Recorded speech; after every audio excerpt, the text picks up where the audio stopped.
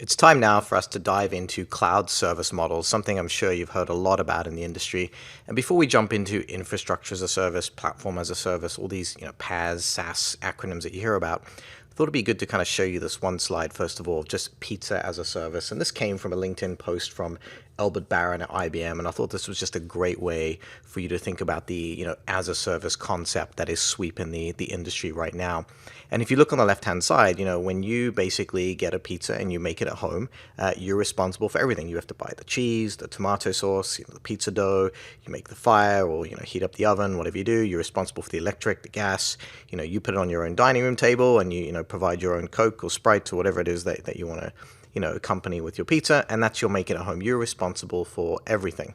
As you move along, and we look at something like take and bake, here you basically are going to a store and picking up maybe a frozen pizza or one of these freshly prepared ones for you to just take home.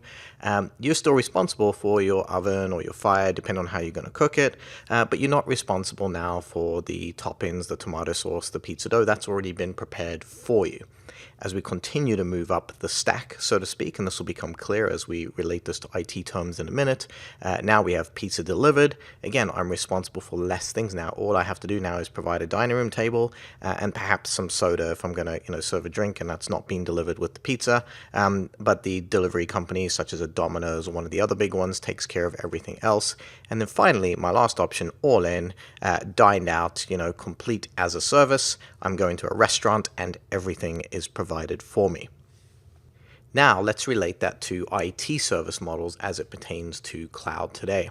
Well, first of all, we have our traditional, and if we think about this is in our data center. We used to provision, very large data centers. We still do in a lot of hybrid scenarios. But let's say we put in a workload on premises in that data center. You're responsible for everything: the networking, the storage, the servers, virtualization. Maybe you've got a VMware layer there. You're still responsible for the operating system, Windows or Linux, some middleware that runs on top of there, some runtime that runs on top of there, the data, and the applications as a whole. So you're responsible for the entire stack, right down to the data center itself, including like the power, the cooling, everything else that's in there.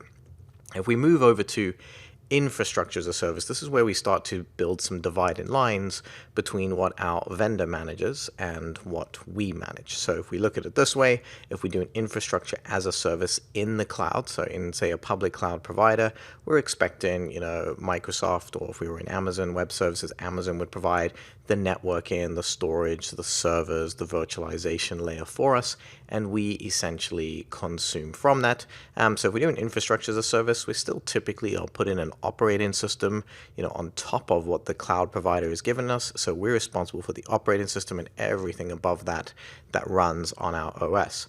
Take it up another level to platform as a service. Again, less and less of the items in the stack we are now responsible for. The big one here being, the big benefit of platform as a service is the fact that we don't have to manage an operating system. Enterprises spend a lot of time, maintaining Windows, Linux, patching vulnerabilities in those operating systems, when really they want to focus on just running their applications. And if you can offload some of that to your vendor, that's really one of the big benefits that PaaS, or platform as a service, provides. And then finally, we have software as a service, where everything is provided for us. Don't get me wrong, you still have to manage your data and the applications in some of these SaaS services. So if you take like a ServiceNow or Salesforce is a great example, where you're going in there and doing all your lead generation and sales generation activities there. You're still entering data in there, but you're not responsible for the application itself. Salesforce is a good example. ServiceNow is another. Are completely managed for you when you choose the SaaS versions of those applications. So you can quickly see the benefits there. And sometimes you pay more for PaaS services and SaaS services. That's fairly typical. The vendor might add on a premium because they're providing and managing all these things for you. But the benefits to your business are immense, because you don't really have to worry about those things. You can focus on what actually makes your business money if you're not in the business of IT.